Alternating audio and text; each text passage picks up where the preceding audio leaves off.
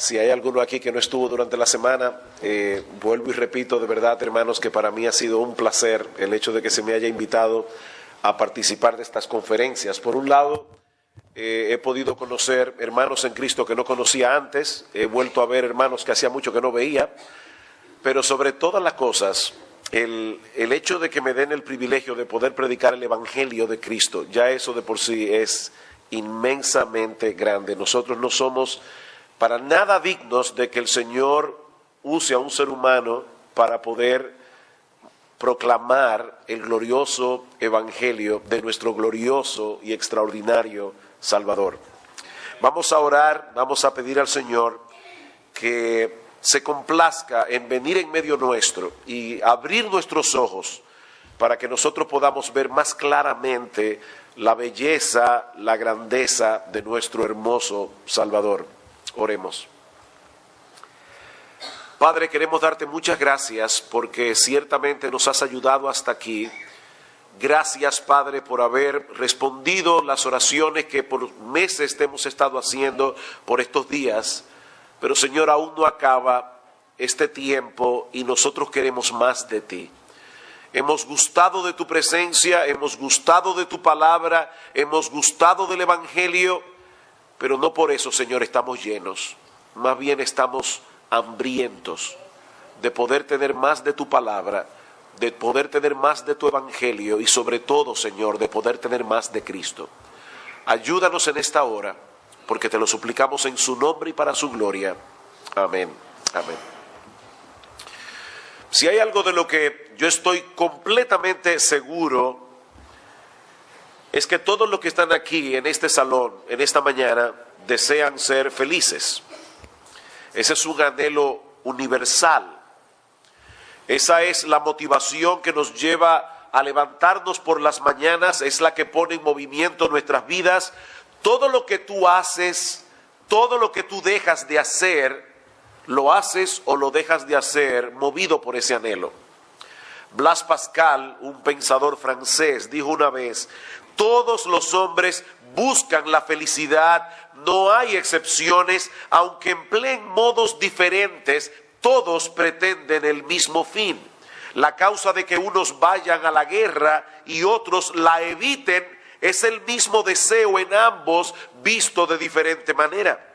La voluntad nunca da paso alguno que no vaya encaminado hacia este objetivo. Esto es lo que motiva cada acción de cada ser humano, aun de aquellos que se ahorcan, dice Pascal. Una persona que se quita la vida lo hace porque cree que estará mejor muerto que vivo. Extrañamente, mis hermanos, aunque todas las personas van detrás de la felicidad, lo cierto es que en este mundo hay mucha gente desgraciada. Hay mucha gente desdichada. Y aun aquellos que en algún momento experimentan gozo y alegría, en algún momento se van a dar cuenta que ese gozo y esa alegría no dura por mucho tiempo. A la luz de esa realidad deberíamos llegar a una de dos conclusiones: o la felicidad no existe, o los hombres están muy confundidos con respecto a lo que significa ser feliz y cómo podemos llegar a serlo. Y en la mañana de hoy quisiera exponer el texto que leyó nuestro hermano Mario al principio. Es un pasaje de los Evangelios que tiene mucho que enseñarnos acerca del tema de la felicidad. Mateo capítulo 10. Evangelio de Mateo capítulo 10, pero vamos a leer esta vez los versículos 34 al 39. El hermano Mario leyó el pasaje paralelo en Lucas, nosotros vamos a leer el pasaje paralelo en Mateo.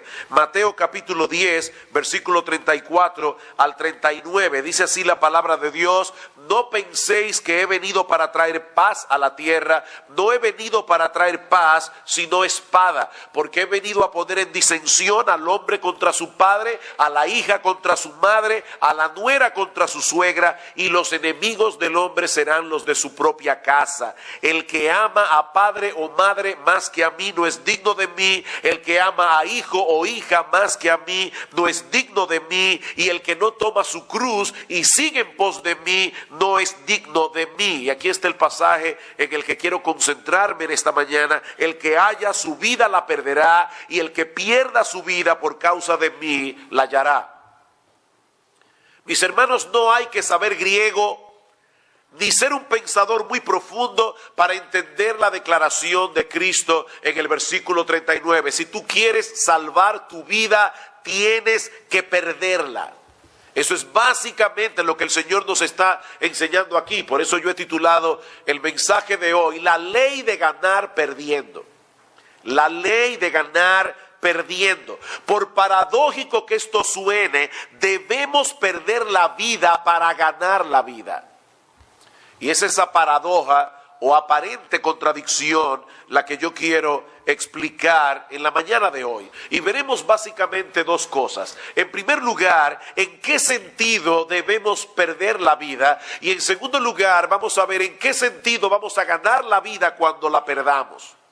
Así que empecemos en primer lugar respondiendo la pregunta, ¿en qué sentido es que nosotros debemos perder la vida? Ahora, mis hermanos, si nosotros pensamos en esto detenidamente, en este principio de ganar perdiendo, vamos a ver que es un principio bastante común en el mundo en que nosotros vivimos.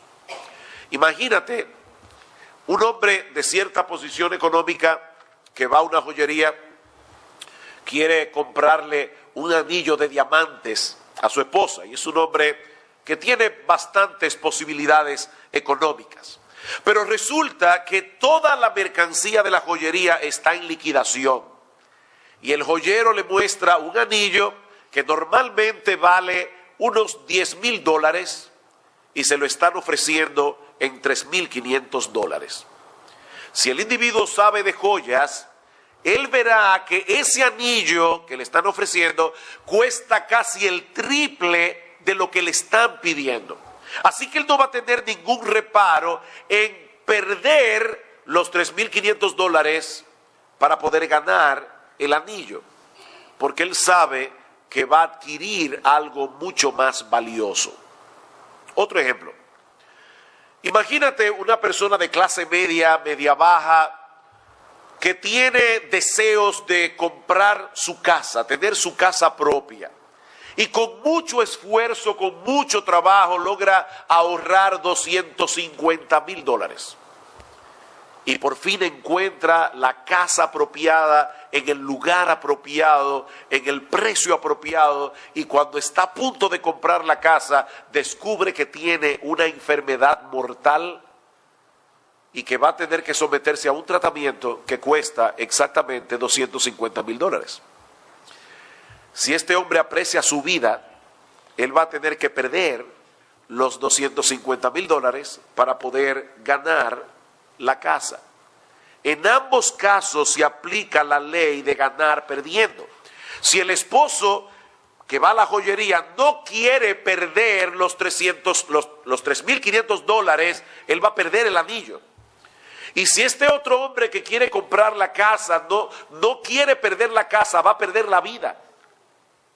Ahora, hermanos, estas dos ilustraciones simplemente demuestran que el principio de ganar perdiendo es bastante común en el mundo en que vivimos. Pero, estos dos ejemplos en realidad no encajan del todo con la enseñanza del texto que vamos a exponer.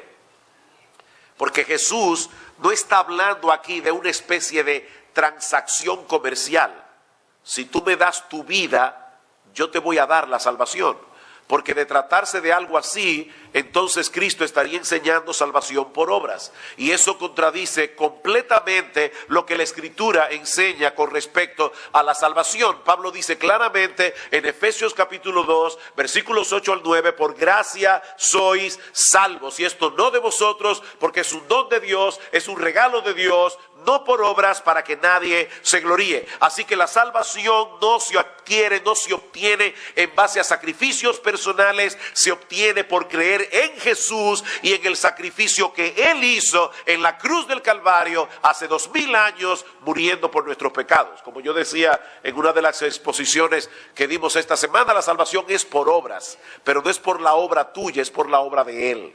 Él hizo todo lo que era necesario para salvarnos. Y nosotros tenemos simplemente que aceptar esa salvación, abrazar esa salvación y abrazar a Cristo por medio de la fe. Así que si tú estás aquí sin Cristo en esta mañana, debo decirte que no importa lo que hagas, no importa lo que dejes de hacer, tú nunca serás merecedor de que Dios te reciba en su presencia para tener contigo comunión por los siglos de los siglos. Así que no es una transacción comercial la que Jesús está planteando aquí, sino la realidad de que seguirlo a Él implica una lealtad que se opone radicalmente a nuestro orgullo y a nuestro egocentrismo.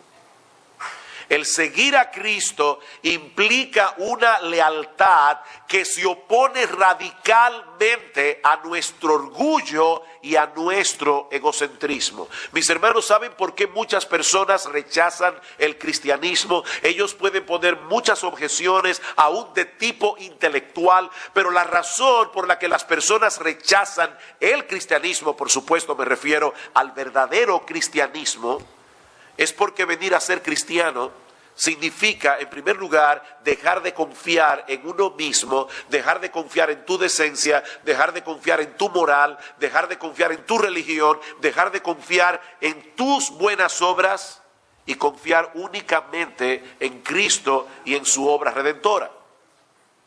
En otras palabras, creer en Cristo implica el reconocimiento de que yo no soy la gran persona que toda la vida yo he creído ser. Ese es el problema.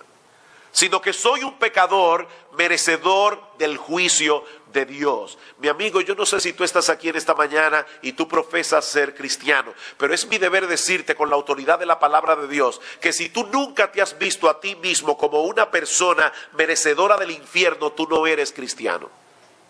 No importa si te bautizaste en una iglesia, es más, puedes ser hasta diácono o líder de una iglesia. Si tú nunca te has visto a ti mismo como una persona tan pecadora que mereces justamente la condenación del infierno, tú no eres cristiano. Pero no solamente eso. Venir a ser cristiano también implica dejar a un lado tus valores, tus intereses, tus deseos, tus anhelos, para abrazar los valores, los intereses, los anhelos, la voluntad y deseos de Él. Se trata de un cambio radical en el curso de tu existencia. Confiar en Jesús es confiar en Jesús. Suena muy elemental, ¿verdad?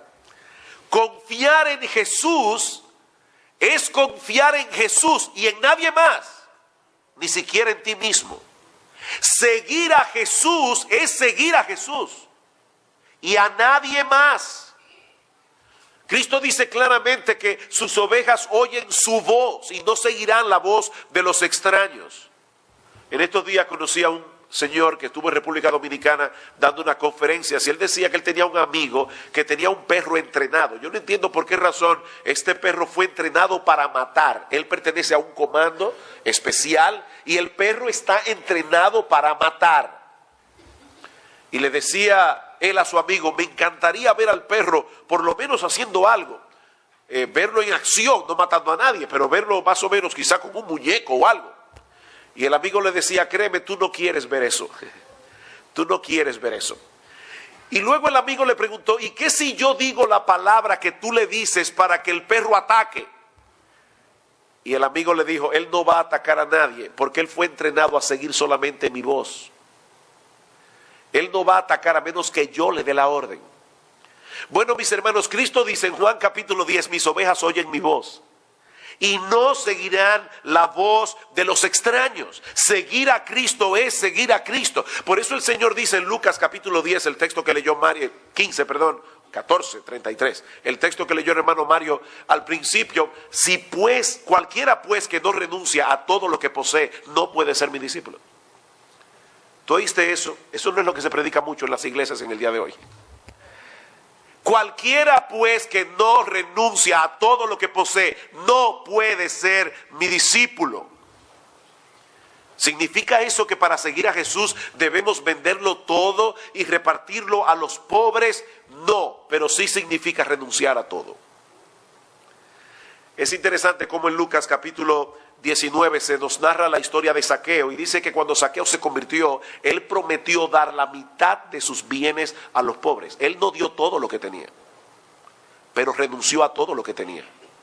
En el momento en que Zaqueo se convirtió, el dinero dejó de ser su Dios.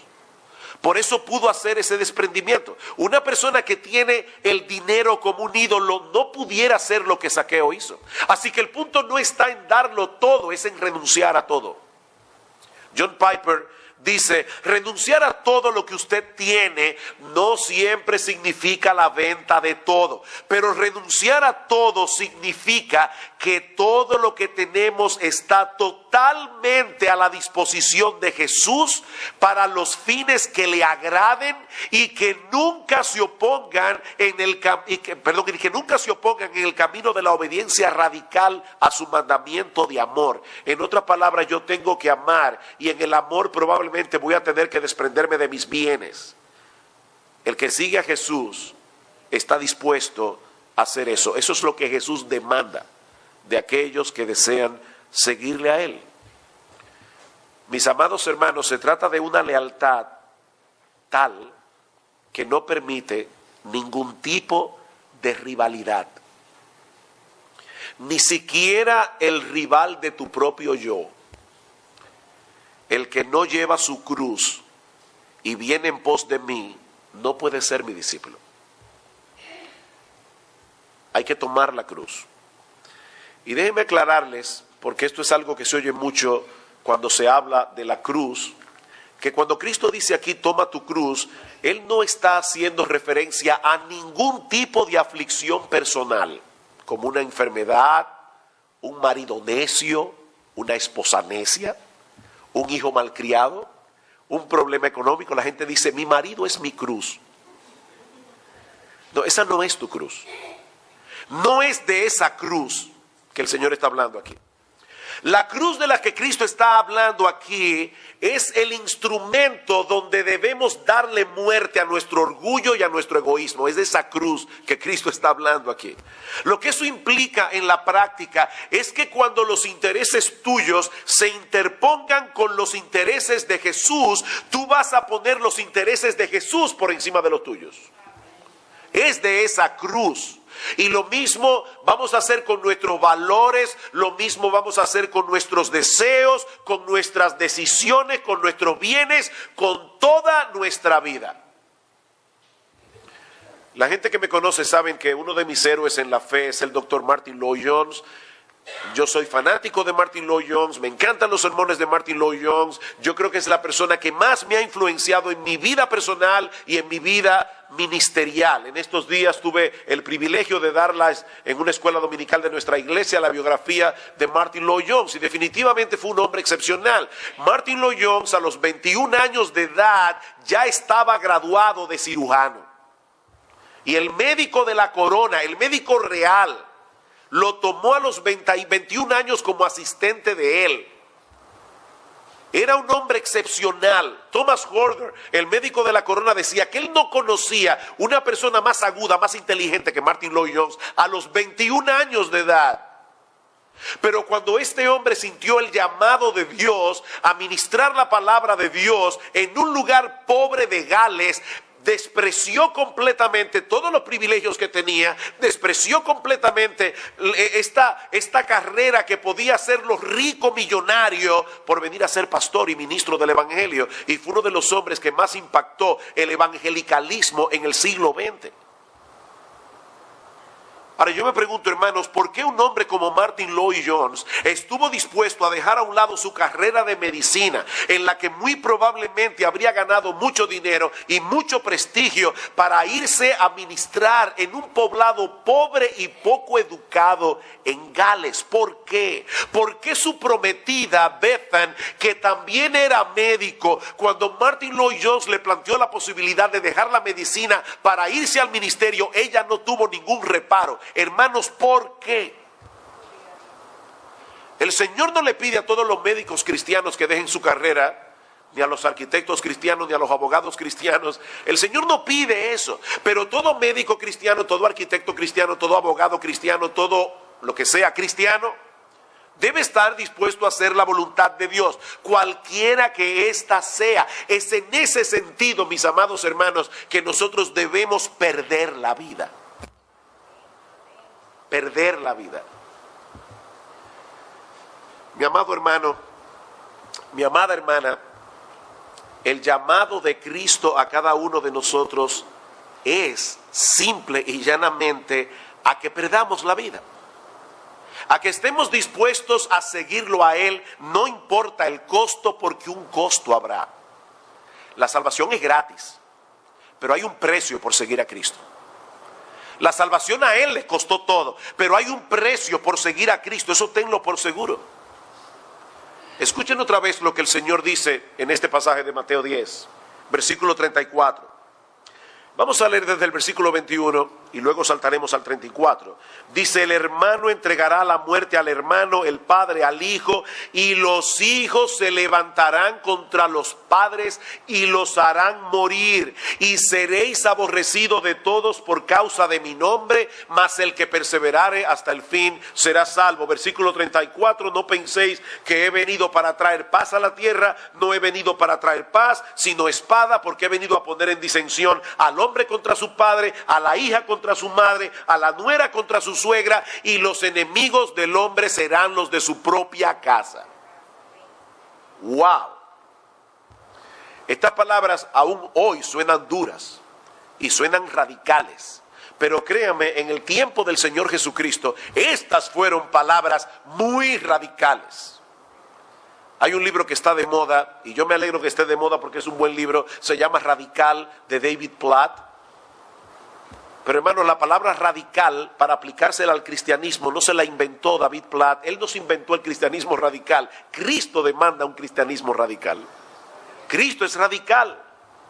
El concepto de unidad familiar que se tenía en los días del Señor y que todavía se tiene en algunos países, sobre todo en Medio Oriente, es muy distinto al que se suele tener hoy en nuestra sociedad occidental. De hecho, por irónico que parezca, es esa misma perspectiva de la familia, de esa unidad familiar, que termina produciendo el tipo de persecución que el Señor está describiendo aquí.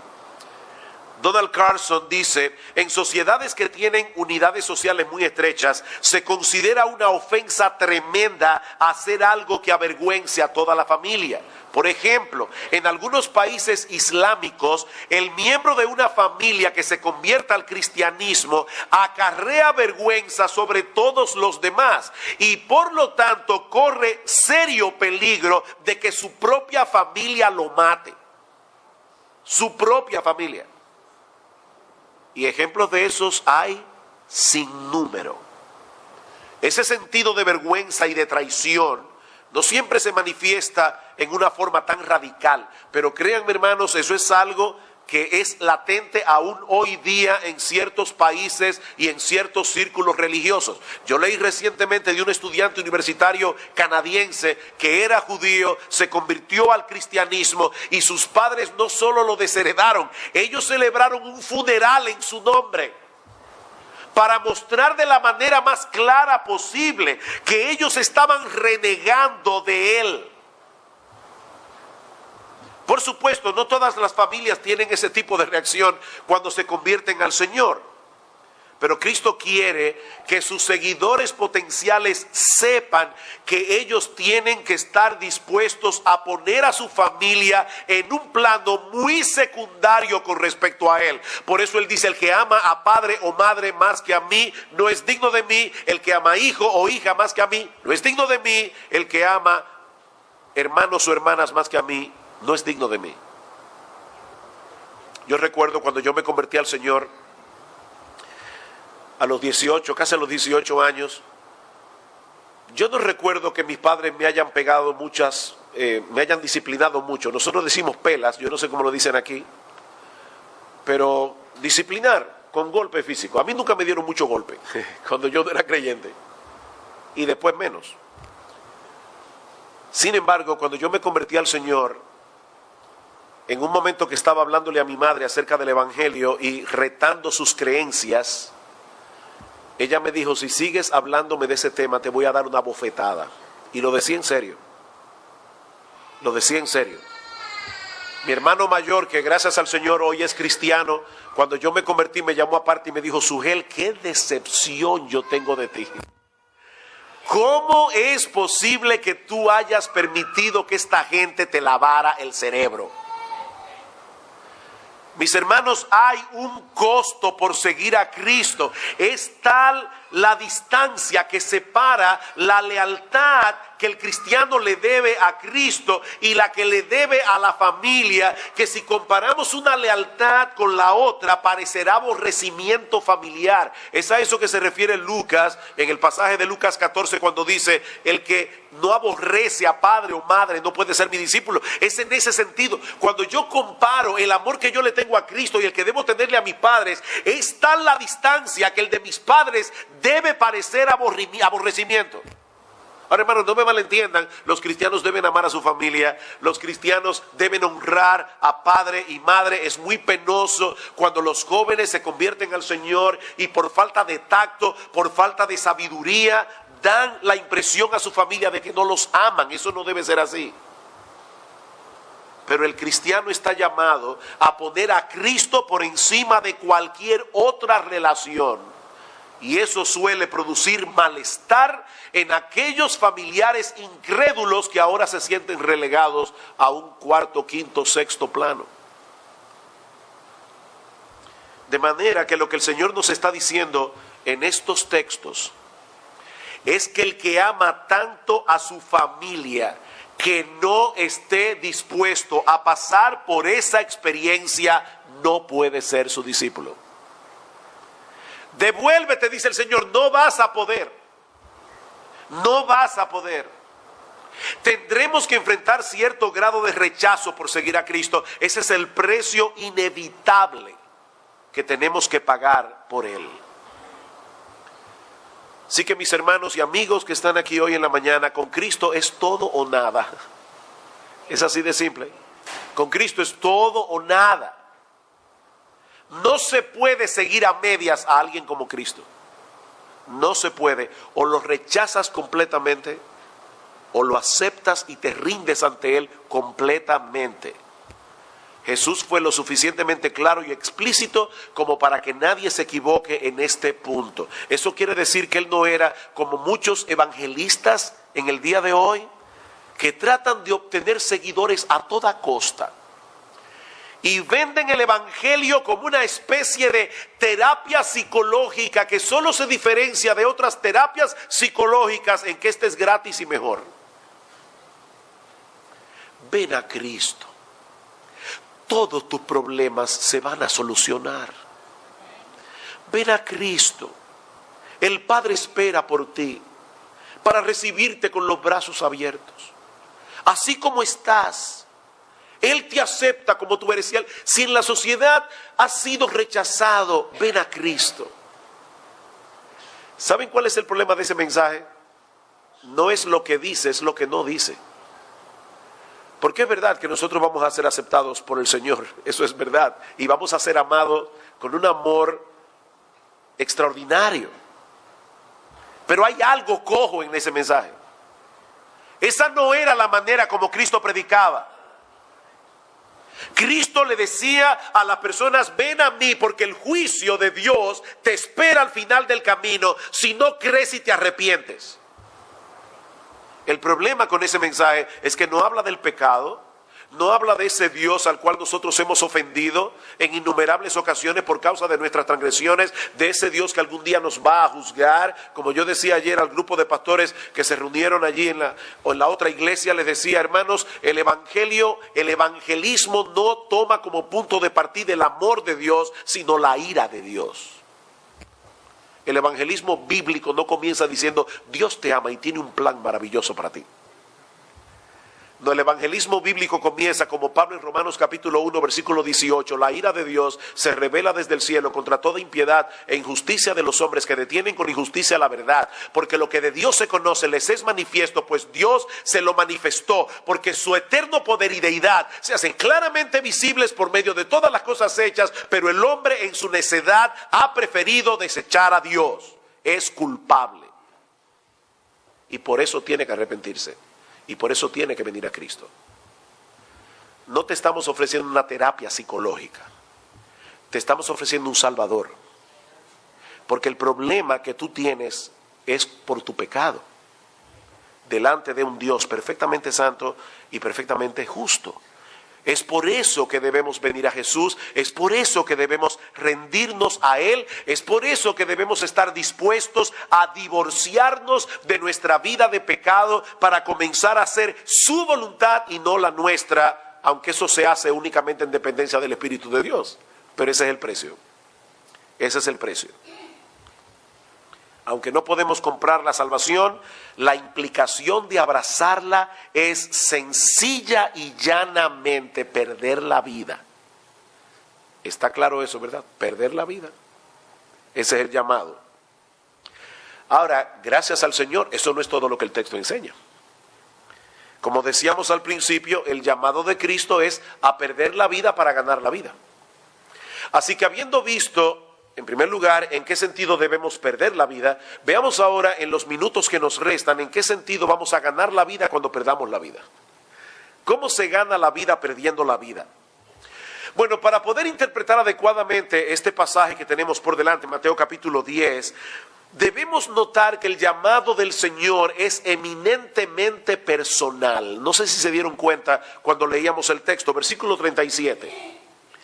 El que ama a padre o madre más que a mí, no es digno de mí. El que ama a hijo o hija más que a mí, no es digno de mí. Y el que no toma su cruz y sigue en pos de mí, no es digno de mí. El que haya su vida la perderá, y el que pierda su vida por causa de mí la hallará. ¿Se dieron cuenta? Hay una repetición obvia en este texto. Mí. Así que no se trata de rendirle lealtad a un grupo religioso, no se trata de seguir un conjunto de doctrinas y de reglas. Cristo nos está invitando a ponerlo a Él en el centro de nuestras vidas. Esa es la invitación. Cristo nos está llamando, eso es lo que las hermanas que se bautizaron en el día de hoy estaban testificando. Él nos llama a dejar de adorarnos a nosotros mismos y a cualquier otra cosa de este mundo para adorarlo únicamente a Él. El hombre que hace eso, que pierde su vida para vivir para Cristo, entonces encuentra su vida. Pero el que rechaza el señorío de Cristo porque no quiere dejar de ser el centro de su propio universo, terminará perdiendo por completo su vida. Y si esto te suena extraño, déjame explicártelo de otra manera. Cuando una cosa está perdida, nosotros los cristianos a veces usamos muchas palabras y damos por sentado que todo el mundo va a entender lo que estamos diciendo. Tenemos un lenguaje cristianés, ¿verdad? Que a veces el mundo no entiende. Hablamos de una persona que apostata y decimos, se fue al mundo, y los inconversos piensan, ¿y dónde vivía antes? ¿En qué planeta? Entonces, no hablemos cristianés, vamos a explicar esto de la mejor manera posible. Si el mundo allá afuera está perdido, ¿pero en qué sentido está perdido? Bueno, cuando una cosa está perdida, ya no tiene utilidad para su dueño. Si yo pierdo la llave de mi casa, esa llave todavía posee la capacidad de abrir la puerta de mi casa. Una vez la encuentre, yo puedo volverla a usar como antes la usaba. Pero mientras esa llave esté perdida, a mí no me sirve para nada. Bueno, mis hermanos, de la misma manera, el hombre fue creado para glorificar a Dios y para gozar de Él por siempre. Ese es el propósito de la existencia humana.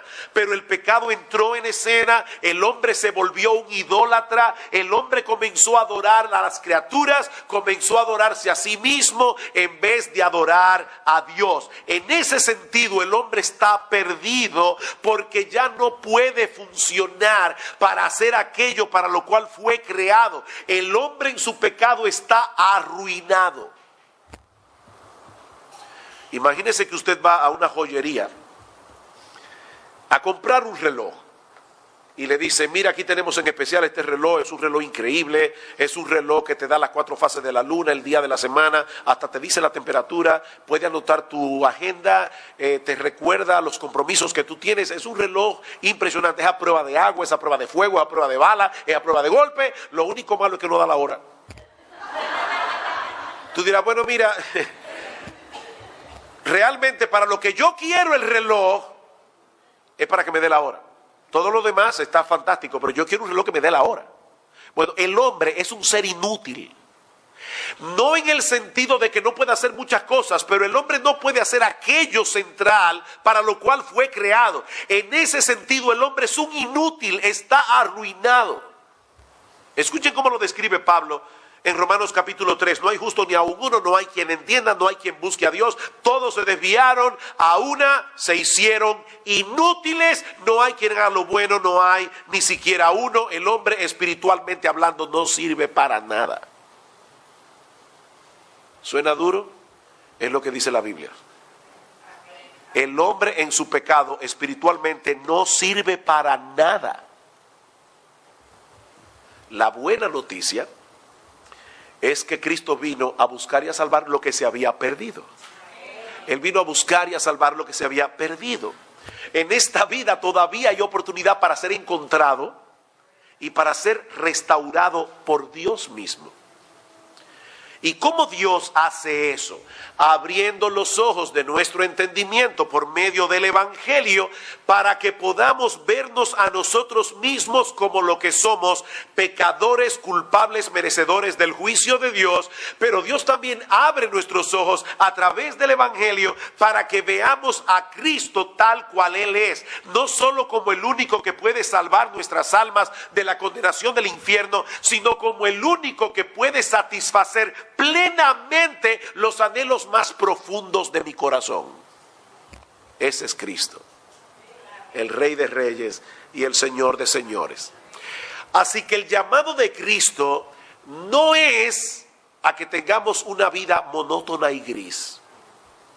Así es como mucha gente ve el cristianismo. O sea, me están invitando a que yo deje los placeres que me gustan por vivir una vida santa y aburrida. No, ese no es el llamado del Evangelio. Ese no es el llamado del Evangelio. Su llamado es a que dejes de desperdiciar tu vida viviendo para lo que nunca podrá brindarte satisfacción y por primera vez en tu vida comiences a vivir la vida. Ese es el llamado. Juan capítulo 10, versículo 10, yo he venido para que tengan vida y para que la tengan de sobra. Para que la tengan en abundancia. Como dice Jonathan Edwards, Jesús sabía que todos los seres humanos buscan la felicidad. Por eso los dirigió al camino correcto y les dijo lo que tenían que hacer para ser bendecidos y felices. A veces yo escucho a cristianos que dicen, la vida cristiana no es fácil. ¿Han oído eso? Gente que dice eso. Creyentes que dicen eso. La vida cristiana no es fácil. Bueno, yo creo que esas personas tienen algo de razón, pero sospecho que lo están diciendo no en el sentido correcto. El Señor Jesucristo dice en Mateo 11:28, venid a mí todos los que estáis trabajados y cargados, yo los haré descansar.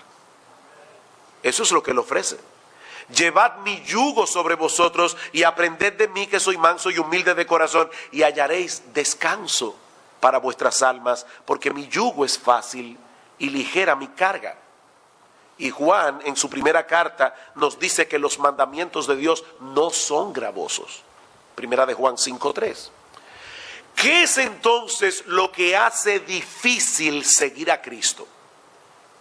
Yo creo que John Piper tiene mucha razón cuando dice que el problema no es que Jesús sea un amo difícil, sino que el mundo es un lugar en el que es difícil disfrutar a Jesús por encima de todo lo demás.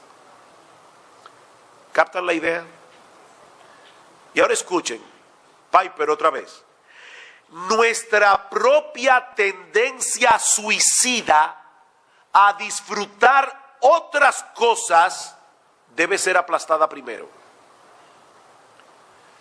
¿Oyeron eso, hermanos? Todos nosotros tenemos una tendencia suicida a echarnos en los brazos de aquello que nos daña y a huir de aquello que nos bendice y nos alegra la vida. Tenemos una tendencia suicida. En otro libro, John Piper dice, ese es el problema más profundo que tiene el pecado. Consiste en un intercambio suicida de algo que tiene un valor y una belleza infinitos por un sustituto inferior, muy inferior y fugaz. ¿De dónde sacó Piper esa idea? Bueno, de muchos textos de la Biblia, pero viene a mi mente Jeremías capítulo 2, versículos 12 y 13. Espantaos, cielos, sobre esto y horrorizaos. Desolaos en gran manera, dijo el Señor, porque dos males ha hecho mi pueblo. Me dejaron a mí fuente de agua viva y cavaron para sí cisternas rotas que no retienen agua. ¿Qué cambio más estúpido? Y miren, mis hermanos, Dios no habla por hablar. Dios no habla por hablar. Y Él dice aquí que es espantoso cuando las personas hacen esa clase de intercambio. Cuando tú dejas a Dios por algo de este mundo. Eso es un insulto a Dios y es una estupidez. ¿Saben por qué es una estupidez? Porque es imposible que las cosas creadas me brinden más satisfacción que aquel que las creó. No es así. Es imposible que las cosas creadas puedan brindarme más satisfacción que aquel que las creó. Esta tarde en la iglesia Camino Nuevo, un mensaje gratis. ¿Cómo se llama? Un comercial gratis. Vamos a estar predicando acerca de la idolatría. Porque cada vez que nosotros pecamos, los cristianos, es porque somos unos idólatras. Si usted cree que la idolatría es solamente para los paganos, lea su Biblia con cuidado y se va a dar cuenta que Dios le advierte a los cristianos que se cuiden de la idolatría. Primera de Juan capítulo 5 versículo 21, una carta dirigida a cristianos, termina diciendo: hijitos, guardaos de los ídolos. Hijitos, guardaos de los ídolos. Cada vez que nosotros pecamos, estamos desechando a Dios por una cosa creada por Él. Y eso es lo que Dios está diciendo: espantaos. Eso es un insulto. Mis hermanos, yo creo que nosotros podemos acostumbrarnos tanto a ciertos textos bíblicos que dejen de impactarnos. Por ejemplo, traten de escuchar este texto que les voy a leer ahora como si fuera la primera vez que tú lo escucharas. Haz ese esfuerzo. Yo soy el pan de vida. El que a mí viene nunca tendrá hambre, y el que en mí cree no tendrá sed jamás. Eso es lo que Cristo ofrece. De paso, solo Dios encarnado puede ofrecer algo así. Solo el Dios encarnado. Él está ofreciéndote saciar plenamente tu alma con aquello que es infinitamente valioso y eternamente duradero, es decir, con Él mismo. Cuando Jesús nos llama a negarnos a nosotros mismos, en realidad nos está llamando a perseguir un gozo más profundo. Nos está llamando a perseguir un gozo más duradero. Por eso Él compara el seguirlo a Él con aquel hombre que vende todo lo que tiene para comprar un campo que tiene un gran tesoro. Y dice que Él lo vende gozoso, porque Él sabe que está adquiriendo algo mucho mayor. Como dice alguien, esto es como el padre que le dice a su hijo que está enfermo y que no quiere tomar la medicina porque sabe mal: tómate esto. Y se lo está diciendo como una orden: tómate esto, pero es por su bien. O como el individuo que está en medio de un desierto a punto de morir deshidratado, y llega el equipo de rescate y le dice: tómate esta agua. Tómate esta agua. Decía C.S. Lewis que el problema fundamental del hombre no es que tenemos deseos muy intensos, es que tenemos deseos muy débiles, que se complacen con cualquier cosa. Dice él: somos criaturas divididas de corazón, jugando con la bebida, el sexo ilícito y la ambición. cuando se nos ofrece un gozo infinito, como un niño que quiere seguir haciendo pudines de lodo en una pocilga porque no puede imaginarse lo que significaría la oferta de pasar unas vacaciones en la playa. Nos contentamos muy fácilmente, dice Luis.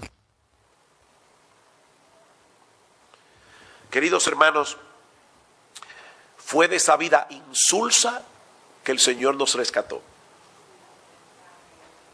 Cristo dio su vida en la cruz del Calvario para pagar nuestra deuda con la justicia divina y rescatarnos de la vana manera de vivir que vivíamos cuando nos adorábamos a nosotros mismos y cuando adorábamos las cosas que el mundo provee pero que perecen. El problema es que el pecado todavía mora en nosotros, en los cristianos. Y todo el tiempo está tratando de seducirnos para llevarnos de regreso a la vida insulsa de la que fuimos rescatados. Pero Dios ha abierto nuestros ojos, Dios nos ha dado su palabra para que podamos poner las cosas en perspectiva. Mis hermanos, ninguna cosa pasajera de este mundo puede compararse siquiera con el gozo de tener a un Salvador como Jesús. No hay nada que pueda compararse con eso. Ha sido por Él y solo por Él que recibimos el perdón de todos nuestros pecados, el don de la vida eterna, la reconciliación con Dios y el gozo incomparable y sublime de conocerlo a Él. Así que, hermanos, debemos mantenernos en pie de guerra en dependencia del Espíritu de Dios contra esa tendencia suicida de nuestros corazones a buscar deleite y satisfacción en cosas que no tienen ningún valor, en cosas que no pueden saciar plenamente a ningún ser humano. El que bebe de esa agua volverá a tener sed, pero el que bebiere del agua que yo le daré no tendrá sed jamás. Para eso murió Cristo en la cruz del Calvario, para remover todo obstáculo pecaminoso de nuestros propios corazones, de manera que podamos ahora deleitarnos exclusivamente en Él. Y si tú estás aquí sin Cristo, si tú nunca antes te habías visto en la disyuntiva de tener que renunciar a tu propia vida, a una vida vivida de espaldas a Dios, sin importarte en absoluto su gloria, sin importarte absoluto su voluntad revelada en su palabra, yo te ruego, amigo mío, que consideres seriamente lo que Cristo nuestro Señor te está diciendo hoy en la mañana a través de ese pasaje de las Escrituras. El que quiera salvar su vida la perderá, pero el que pierda su vida por causa de mí la salvará. La ley de ganar perdiendo. Mi amigo, no continúes haciendo pudines de lodo en una pocilga cuando Cristo te invita a venir a Él para conocer por primera vez en tu vida lo que significa vivir realmente. Él murió en una cruz siendo inocente para que pecadores culpables como tú y como yo pudiesen ser perdonados en el tribunal de Dios, y ahora te ofrece libre y gratuitamente el perdón de todos tus pecados, el inmenso deleite de conocerle a Él y disfrutar de Él y de su presencia por los siglos de los siglos, si vienes arrepentido de tus pecados y confiando únicamente en Él para la salvación de tu alma. Esa es la oferta, no la desprecies. Vamos a orar. Padre, queremos darte muchas gracias por habernos dado nuevamente la oportunidad de predicar tu palabra, de anunciar a Cristo, de presentarlo. Cuán glorioso es Él, oh Señor. Te rogamos, oh Padre bueno, que tú hagas por tu Espíritu lo que este predicador no puede hacer, ni ningún otro predicador en el mundo, abrir nuestros ojos a los cristianos para que veamos más claramente la gloria de Cristo y no seamos seducidos por el mundo, aquellos que no te conocen, oh Señor, para que puedan venir a Él arrepentidos de sus pecados, confiando únicamente en Él y en su obra redentora en la cruz del Calvario. Te alabamos, te bendecimos, te damos gloria, honra y honor, porque solamente tú te la mereces. En el nombre de Cristo nuestro Salvador. Amén y amén.